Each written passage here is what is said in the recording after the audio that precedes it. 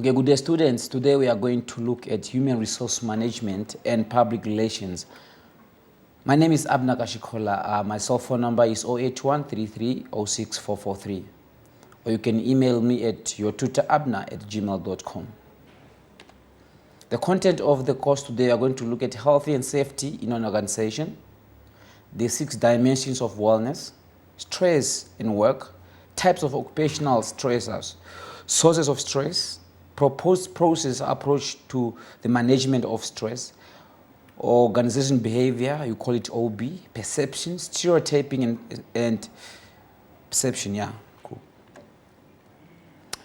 Health and safety in an organization.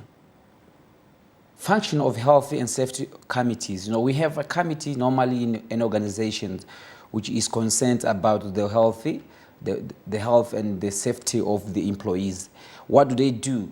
They make recommendations to the employer, or where the recommendation failed to resolve the matter, to an inspector regarding health and safety matter.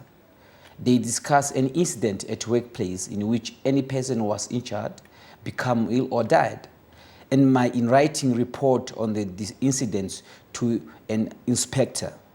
They can also perform other functions as per the job description, or what we call JD. We have 6 dimensions of wellness as far as the organization is concerned. We have intellectual dimension of wellness, we have physical wellness, social wellness, occupational wellness, emotional wellness, and spiritual wellness. Stress and work. Stress is any demand that one individual require coping behaviors. Stress is something that require you to have certain behavior, and stress comes from 2 basic sources. We have physical activities that can also make stress, mental or emotional activity that can also result into stress. What is a stressor to one person might not be necessarily a stress to another person. What makes you stress, or that makes some me stress, it does not follow logical that what makes me stress will also make you stress, because people are different. Types of occupational stresses or sources of stress. We have working relationship. We have work-life imbalance.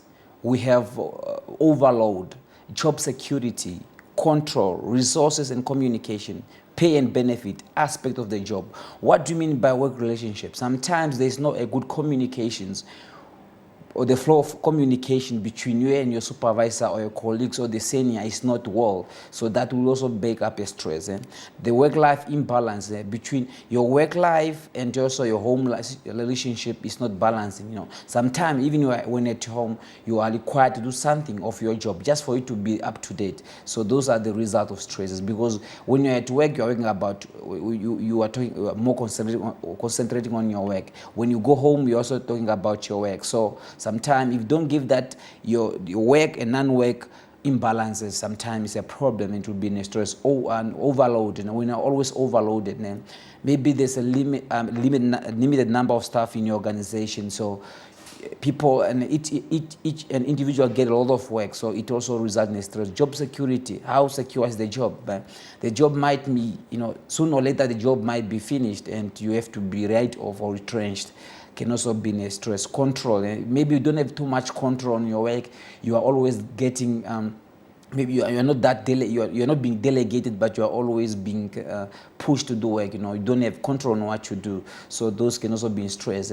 Resources and communication, there's not enough resources. Let me say your computer itself, for you to do something, it load for 2 minutes so that you can be able to open an application.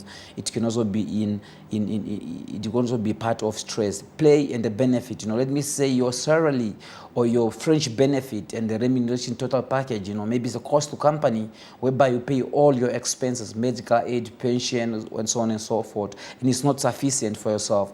This will be a problem also. It will be the aspect of the job itself that you are doing. Is it too manual job? Those are the part of stresses those are the source of stress in an organization that one can undergo. Proposed process or approaches to the management of stress. What can you do now? What are the proposed approaches for you to manage the stress. First, we must identify the source of the source and the cause of stress. You have to look where does the stress emanate. The emanation of the stress, it's very important to be identified and access whether the stress justify the end result and whether oneself can be sustained stress. When you identify now the source of stress or the root of the stress, now try to access whether this stress justify the end result, whether the person health can sustain stress. Okay, when you find out, okay, this stress will it, does employee is able to sustain this stress? If they justify the end result and one can sustain it, so there's nothing to be done, nothing to be changed. Okay, after you do an assessment about the situation, analysis of the stress, and this stress, someone can cope on it, then nothing can be done, which is a better stress. No, you can go through it. If the response of either above two negatives, something is to be done. Okay, now, if now these two scenarios, like whereby the human health or one's health cannot sustain the stress, so something can be done to eliminate the problem or where the stress can emanate. Relaxation techniques. Okay, now, how can you do to relinquish or to be free from the stress? Hobbies. At least try to do what you like sometime after work. Regular exercise. Do exercise is also important because exercise reduce stress. Sufficient sleep. If you are stressed, please make sure that you have enough sleep. Don't go and drink and say, no, I'm going to drink because I'm stressed. No, it will not help you because when you are drunk, you won't really get off to bed. You might just be thinking and thinking. So, and what's important that when you are stressed, you need to have enough sleep. Good health habits, eat well and have a health habit, because the moment you are sleep sufficiently or enough or adequately, the moment you have a good health. The moment you are eating good food, you want to have food, then you can also reduce stress. Keeping work and non-work life separate. What is at home is for at home. What's at work is at work.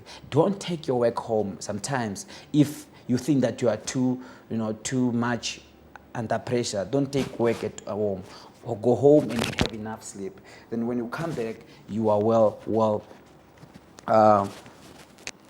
relaxed, etc., etc. You can look in your book and look on any page where the stress are. You read more about it and get more conceptualized of it and understand what the relaxation is all about.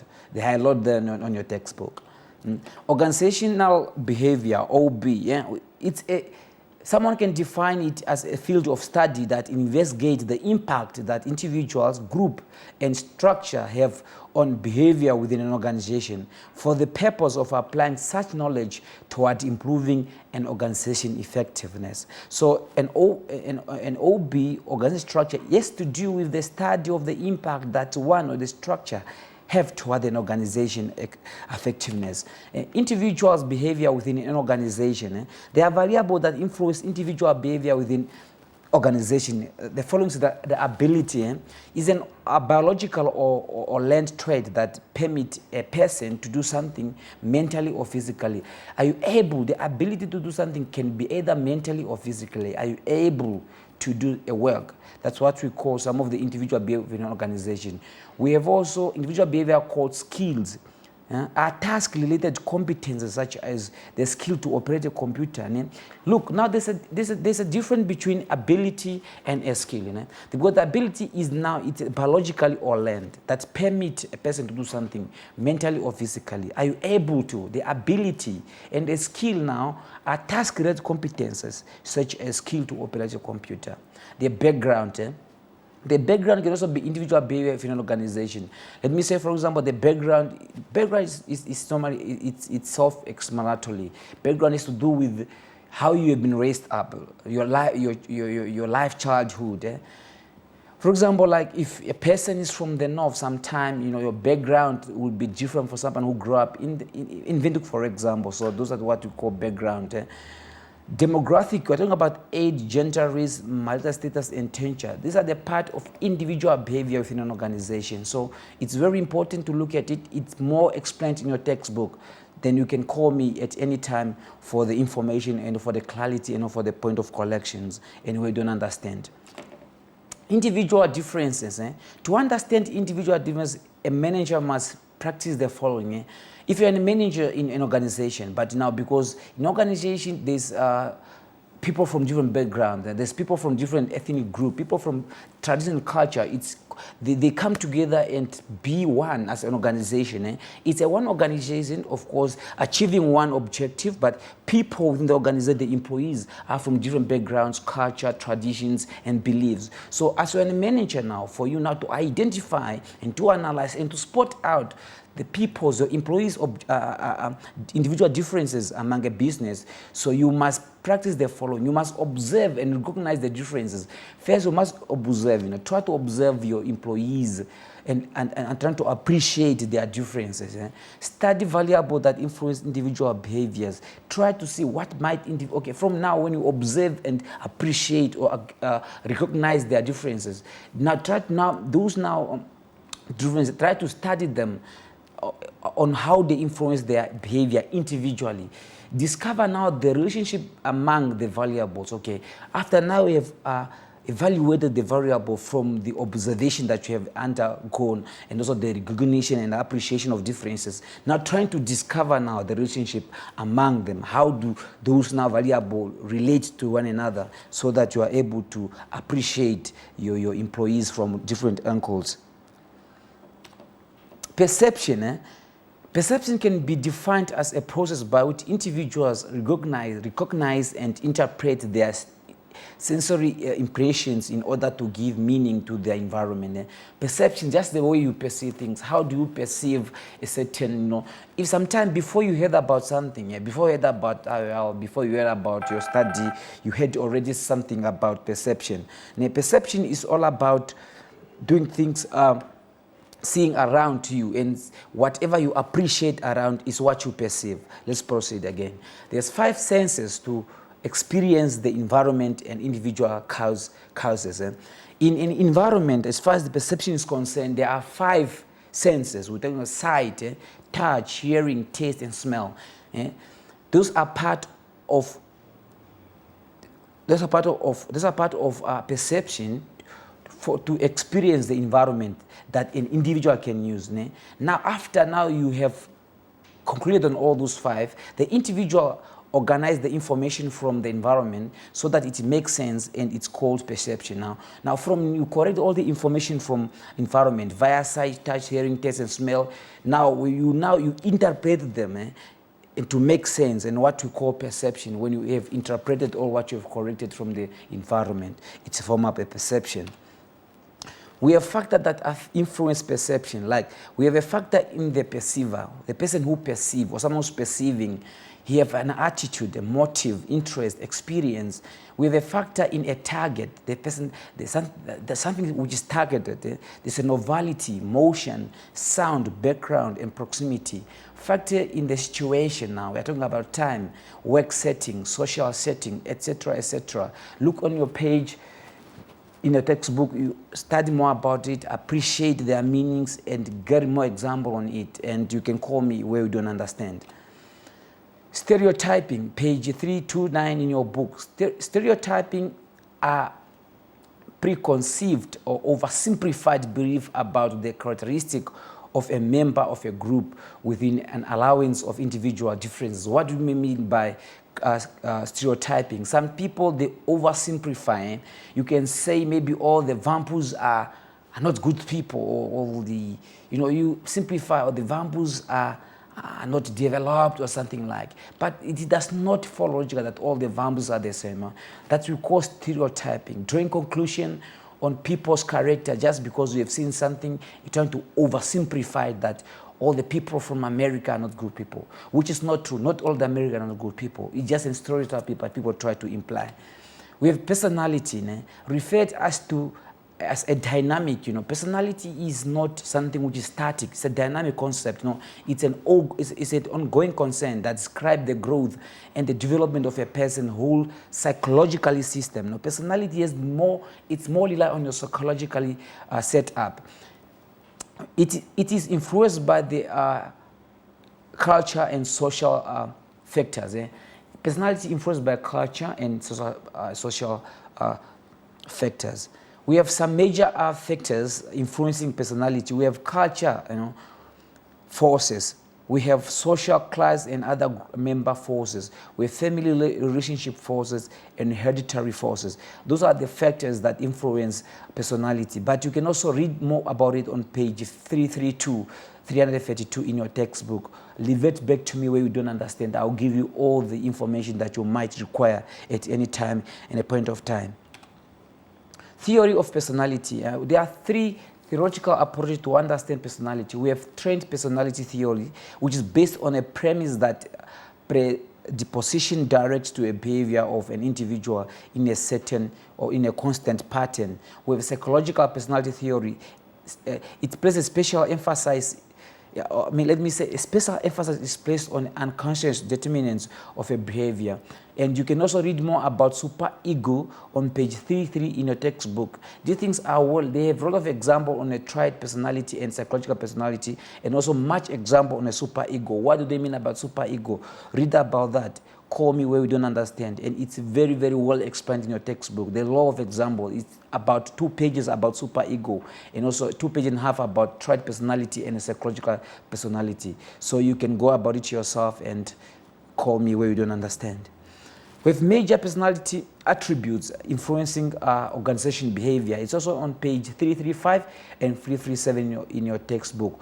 We're talking about a locus of control. A locus of control is individual determinants, the degree to which they believe that their behavior influences what happened to them. So normally a locus of control, it's more, let me say, it's just about you. No? Locus of control is the locus of control around you. People believe that, or the degree to which they believe that their behavior influences what happened to them.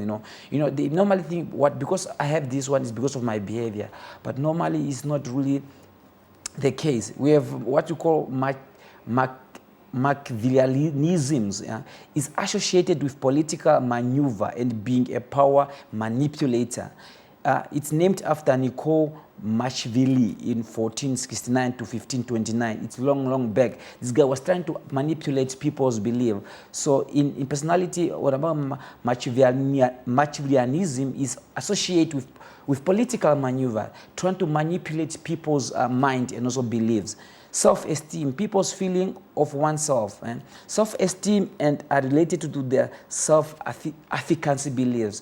Because in self-esteem, you believe that me, I know what I know. You are more into yourself. You are full of hot air about yourself. Risk-taking and type A and type B personality. They are also on page 335 and 337. So you are very, very. I'm urging you wholeheartedly to study more about it. It's very important to know this, and you can call me where you don't understand. It's well explained in your textbook. Guys, ladies and gentlemen, thank you very much for your time. You can call me and see you next time. Call me on 081 3306 443, or you can email me at your tutorabner@gmail.com. Thank you very much for your time. I appreciate it.